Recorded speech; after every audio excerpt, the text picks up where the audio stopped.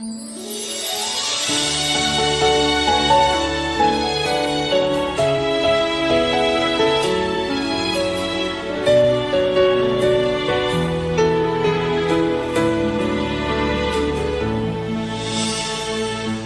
từng ngày tôi sống giống như người không tìm nơi cứu Chúa, và dần dần xa cánh đấng nhân từ yêu thương tôi thiết tha.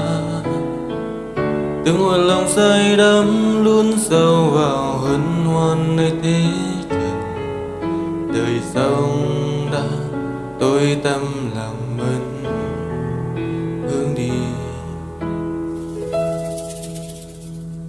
Dòng đời đầy gian trá khiến tôi từng giây hoang mang nỗi tiếc.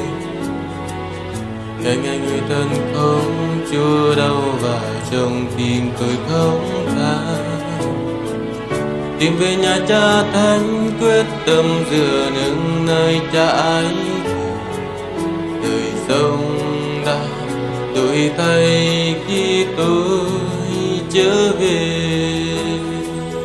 Quỳ bên chân Chúa chúc tan, Chúa ơi dâng lên cầu xin ban dưỡng thiêng năng quyền, dùng con luôn dò truyền danh Cha cho người chưa nghe phúc ơn.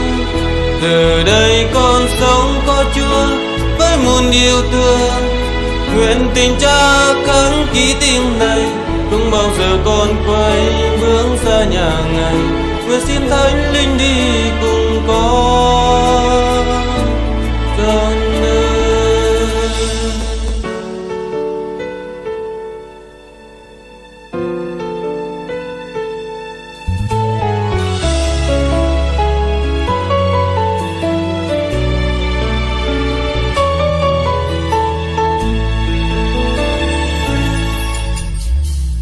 Khi từng ngày tôi sống giống như người không tìm nơi cứu Chúa, và dần dần xa cánh đấng nhân từ yêu thương tôi thiết tha.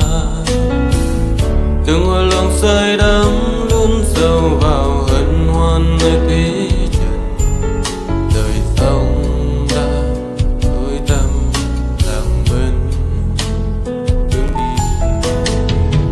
Dòng đời đầy gian trá khiến tôi từng giây hoang mang đôi kia. Ngày ngày người thân không Chúa đau và trong tim tôi không than. Tìm về nhà Cha Thánh quyết tâm dựa nương nơi Cha ấy.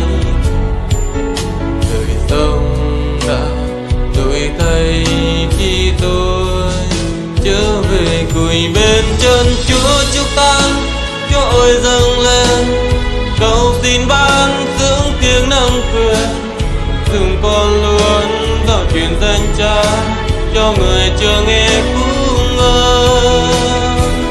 Từ đây con sống có Chúa với muôn yêu thương, nguyện tin Cha khấn ký tim này, không bao giờ con quay hướng xa nhà Ngài. Nguyện xin Thánh Linh đi cùng con trọn đời. Quỳ bên chân Chúa chúc tan, Chúa ơi dâng lên cầu xin ban dưỡng thiêng năng quyền, dùng con luôn dò truyền danh Cha cho người chưa nghe phúc ơn. Từ đây con sống có Chúa với muôn yêu thương, nguyện tin Cha khấn ký tim này, không bao giờ con quay bước xa nhà Ngài. Nguyện xin Thánh Linh đi cùng con trọn đời. Nguyện xin Thánh Linh đi cùng con trọn